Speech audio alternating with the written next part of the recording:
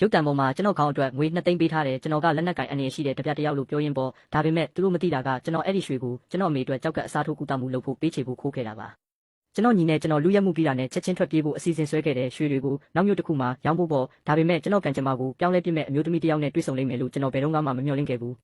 သူကျွန်တော်ရင်ကိုတားဖို့လမ်းပေါ်ကိုတန်တန်မတ်မတ်ပြေးဝင်လာခဲ့တယ်ကျွန်တော်သူမကိုတိုက်မိမလို့ဖြစ်သွားခဲ့တယ်ကျွန်တော်စကားတခုမှမပြောနိုင်ခင်မှာပဲသူမကကျွန်တော်ကိုစပြီးအော်ငေါက်တော့တာပဲကျွန်တော်မပတ်သက်ချင်ခဲ့ဘူးဒါပေမဲ့အဲ့ဒီနောက်သူ့ကောင်လေးကတောင်းပန်ရင်းရောက်လာခဲ့တယ်သူတို့ရဲ့တံမိုးကြီးစိန်ခံကတဲထဲမှာမိနေကြောင်းပြောခဲ့တယ်ကျွန်တော်သူတို့ကိုဆွဲထုတ်ပေးနိုင်မလားလို့မေးခဲ့တယ်သူ့ပုံစံကအရန်မျှော်လင့်ချက်မဲ့နေခဲ့တယ်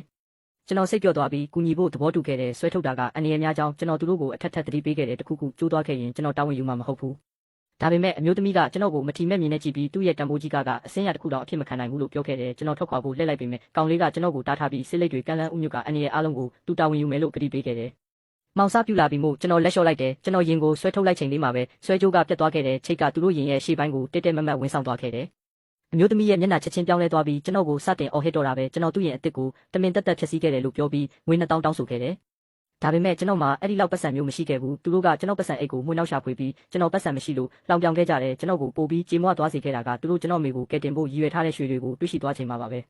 လောဘကသူတို့မျက်လုံးထဲမှာတောက်ပလာခဲ့တဲ့အမျိုးသမီးကရွှေအိတ်ကိုလူယူပြီးသူ့ရင်အတွက်ရော်ကြီးဖြစ်ကြောင်းမောက်မာစွာပြောဆိုခဲ့တယ်ကျွန်တော်အဲ့ဒါကိုပြန်လူယူဖို့ခုံအုပ်လိုက်ပေမဲ့အမျိုးသားကကျွန်တော်ကိုဖိချုပ်ထားခဲ့တယ်သူတို့ကျွန်တော်အမေရဲ့အသက်ရှင်ရေးကိုခိုးယူသွားရုံသာမကအမျိုးသမီးကကျွန်တော်အမေစီကရခဲ့တဲ့ရွှေလက်ကောက်ကိုတောင်လူယူသွားခဲ့ပါသေးတယ်မထွက်ခွာခင်မှာသူတို့ကျွန်တော်ရင်ကိုမိရှုခဲ့ကြတယ်ကျွန်တော်ရဲ့တစည်းတဲသောရင်နဲ့နောက်ဆုံးမျောလင့်ချက်ပြကျသွားတာကိုကျွန်တော်ကြည့်နေခဲ့ရတယ်ကောင်းကင်ကြီးပြိုကျလာတယ်လို့ခံစားလိုက်ရတယ်ကျွန်တော်ဆက်သွယ်ရေးဆက်ကိုဆွဲယူလိုက်တယ်ပြီးတော့ကျွန်တော်ညီစီကိုကျွန်တော်ခွန်အားရှိသမျှနဲ့အော်ဟစ်လိုက်တယ်သူတို့အရာအလုံးကိုယူသွားကြပြီးရင်ကိုလည်းမိရှုသွားကြတယ်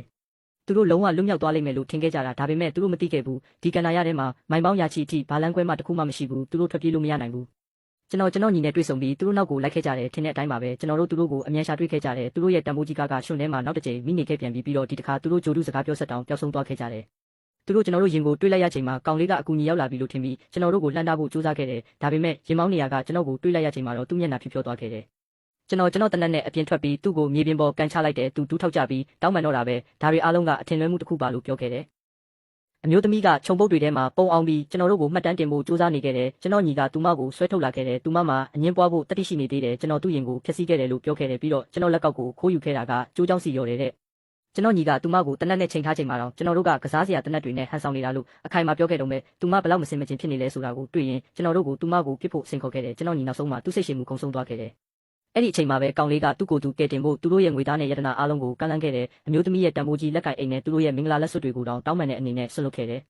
အမျိုးသမီးလုံးဝမှင်သက်သွားခဲ့တယ်ကျွန်တော်ညီကသူမလက်ကောက်ဝတ်ပေါ်ကလက်ကောက်ကိုလှမ်းယူလိုက်ချိန်မှာပေါ့သူမကိုဝင်ရှိနေကြောင်းရုတ်တရက်အော်ဟစ်လိုက်တယ်ကျွန်တော်ညီနဲ့ကျွန်တော်အကြည့်ချင်းဖလှယ်လိုက်ကြတယ်အဲ့ဒါအမှန်ဟုတ်မဟုတ်ကျွန်တော်တို့မခွဲခြားနိုင်ခဲ့ဘူးအဲ့ဒီအချိန်မှာပဲအဝေးကနေရင်တွေချင်းကပ်လာတန်ကိုကြားလိုက်ရတယ်ကျွန်တော်တို့ဆက်ဆောင်လို့မဖြစ်တော့ဘူးကျွန်တော်လက်ကောက်နဲ့သူတို့မှရှိသမျှအရာအလုံးကိုပြန်ယူလိုက်တယ်သူတို့ရင်တော်တွေကိုလည်းဆွဲယူခဲ့တယ်ပြီးတော့ဘယ်နေရာမှမဟုတ်တဲ့အလဲခေါင်ကြီးမှာသူတို့ဘာသာသူတို့ဖြည့်ရှင်းကြဖို့သူတို့ကိုထားခဲ့ပါတယ်